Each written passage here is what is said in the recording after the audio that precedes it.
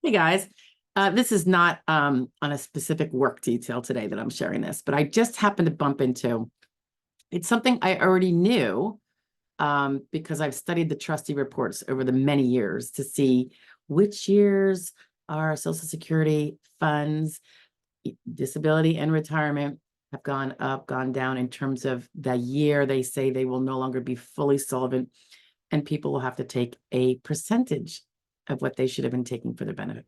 Okay. So I was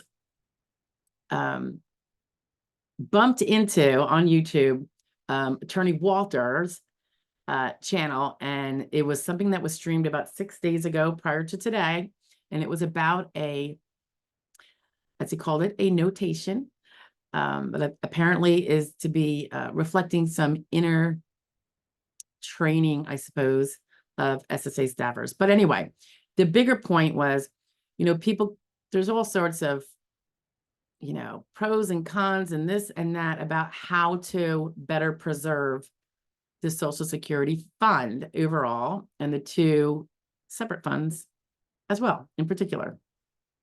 And why are they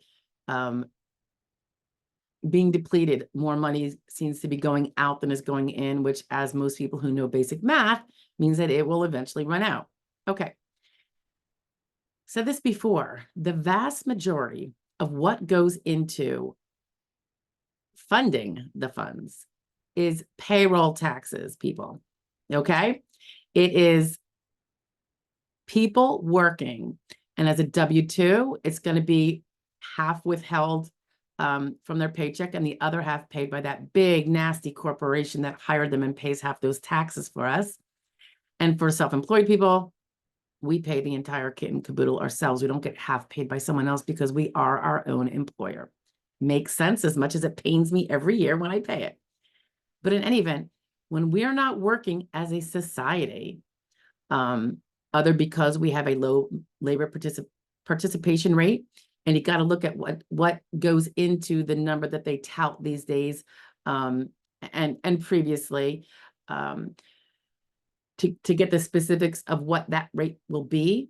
But when people are not looking for a job that could be working, not our disabled population, which is probably most of the people that listen to me, and just get these like workday tips as we go along, but the other people. So the more people are decentivized to work, the less money comes into the Social Security fund, which affects people heading towards retirement and or to some degree disability. Okay, so what Attorney Walter was saying, and I don't want to paraphrase him, but it was very well taken. He was going over this report, even popped up a graph, and this is in the beginning. I'll link it. This was in the beginning of his, it's probably a 40-minute thing. He does pretty lengthy, shares out there. Whereas I'm totally on a different vein with just workday tips in the SS field for claimants. But it was about the fact that we are not having families. We're not birthing them. We're not having 4 kids anymore. We're not having 8 kids. We're having 1.2 kids or whatever that number always used to be. I myself only have 2 kids, and I myself was a late bloomer with that. I didn't have them till I was like 40. So it really drove home the point that we have so many people hitting retirement age, are in it, are living older, longer, going to be taking more Social Security than when we had lesser longevity. And I'm not saying that's longer longevity is not a bad thing. But if less people are now entering the workforce, A, because they're never born, we're doing a good job curbing that, aren't we? One way or another, and families being decentivized to be formed, this is what's going to happen. And for all of you younger people that have maybe jumped on the bandwagon of limiting families and not incentivizing people to have intact families, and those families and those children are what is going to create the payroll taxes for the Social Security system to stay afloat. We have really done a number on it.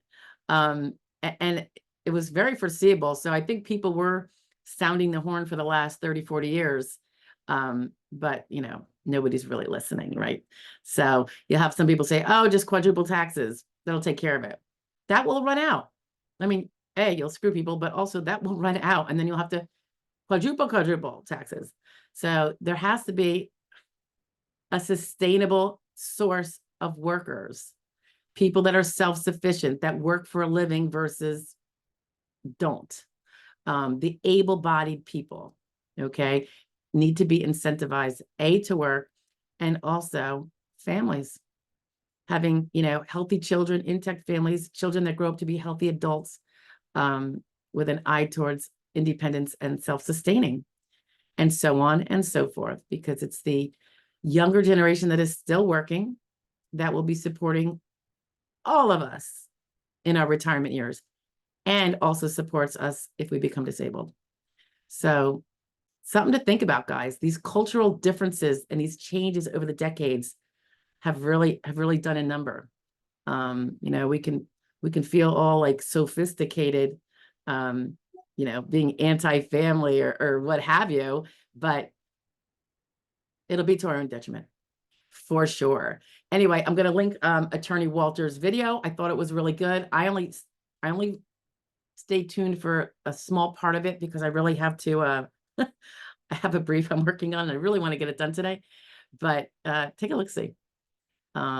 It touches on these things, and it's something that we need to be aware of when we make our choices in life. And that would be voting wise, as well as our own personal life choices. We must. All right. See you guys. That's a little off topic, huh? Not my usual. Bye now.